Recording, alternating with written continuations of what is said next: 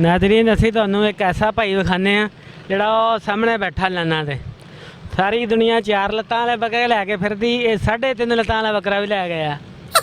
जे साडा कैमरामैन तुहानूं दिखा सके तो ओह बैठा सामने। इन्हूं पुछया भाईया 3.5 लंगड़े 3.5 लत्तां वाले बकरे की खासियत? कहंदा भाईया ये उन्ने पैसे मैं ते घट करांगा, जिन्ना कि तुरदा उन्ने के पैसे ते घट होणगे। ते अल्लाह भाई जिहड़ा भी लवे उहदी कुर्बानी कबूल करे। ते साडी भी दुआ है कि हर कोई सुन्नत इब्राहिमी दे अमल करे। ते तुहाडी इतलाह वास्ते अर्ज़ आ कि जख्मी लुल्ले लंगड़े बकरे की भी कुर्बानी जायज़ कोई नहीं, तो ना जायज़ आ तो ना अल्लाह तबारक व तआला ने फरमाया कि मैं कबूल करदा। लिहाजा ये मंडी चो जिंदे कोलों भी लिया उस भाई ने भी चाहिए असीं इहदा ख्याल करदा, ज़्यादती धोखा ठगी फरेब नहीं करनी चाहिए। तो लिहाजा अल्लाह पाक फरमांदे कि मैनू सोहनी चीज़ की कुर्बानी दवो। जनाब ये तो फिर लंगड़ा सी। कल मेरा एक यार ते कि मेरा भरा मंडी गया सौदा करके 24,000 का बकरा लैके घर आ गया। तो जो घर आया बच्चिया ने बकरे नूं पानी पियाया, पट्ठे खवाए, जो उन्होंने बच्चिया तरीका करके तो बच्चिया ने सैर भी कराई।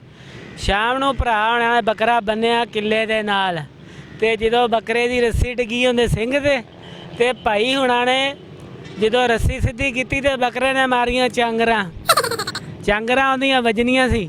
जनाब होर जो सिंह नूं हथ लाया तो भाई उन्होंने सिंह नूं एलफी ला के ते बकरा उन्होंने मड़न की कोशिश की।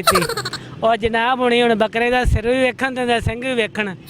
फिर भाईए ने बकरा पाया मोटरसाइकिल ते मंडी गया तो शुक्र होया कि व्यापारी उत्थे ही सी। फिर व्यापारी नाल वाहवा बहस तकरार हुई। व्यापारी ने फिर उन्होंने पैसे मोड़े तो नाल उन्होंने दूजा बकरा भी दवाया।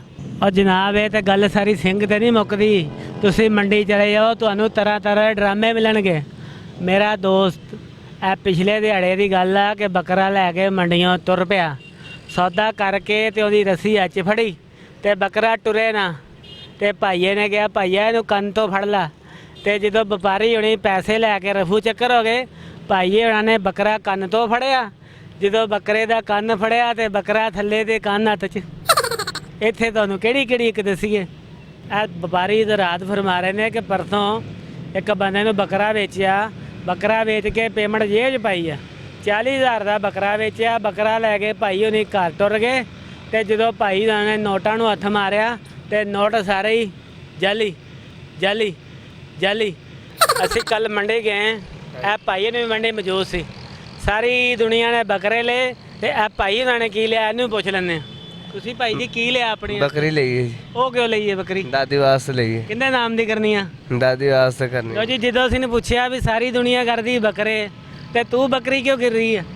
ਕਹਿੰਦਾ ਭਾਈ ਮੈਂ ਕਰਨੀ ਦਾਦੀ ਵਾਸਤੇ, ਇਹ ਨਾ ਹੋਵੇ ਬੱਕਰਾ ਉੱਤੇ ਜਾ ਕੇ ਦਾਦੀ ਨੂੰ ਤੰਗ ਕਰੇ।